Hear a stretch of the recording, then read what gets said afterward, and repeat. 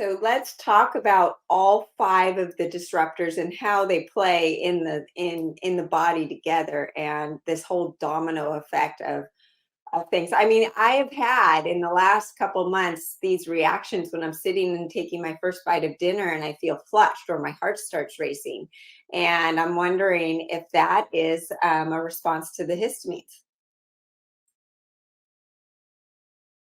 Oh, Absolutely. And what's so interesting around how they have the domino effect is that, and this is very little known, but I believe we've cracked the code here on this as well, is that part of what we're seeing in the pandemic is just a massive onslaught of dysglycemia and insulin being way off. People's hemoglobin A1Cs are spiking, or they're hypoglycemic and their insulin is spiking. And guess what? Histamine intersects with insulin. And so insulin is now being dysregulated, and so is glucose metabolism and glycogen metabolism through the histamine receptor. So it's really fascinating. And before the pandemic, I worked with a Navy SEAL who was a type 1 diabetic, yet insulin wouldn't help him.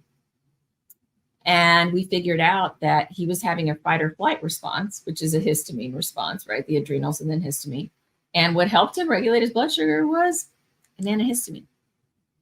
oh my goodness. So what came first, the insulin dysregulation or the histamine response? I believe they played together. And most recently, I worked with someone who has been a diabetic on insulin for over 20 years. And we were able to get him off his diet, get in concert with his doctors off of his diabetic medication. In 3 weeks, his insulin and glucose levels, or his glucose levels, returned to normal.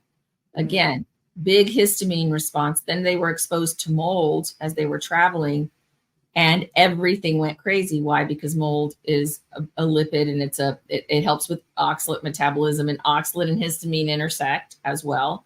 And so he, all of a sudden, his blood sugar started going nuts, and more insulin was not touching it. And what we did again was, this time we supported him with a DAO enzyme for histamine. And we also supported him very significantly with an adrenal glandular and again, some biofilm breakers.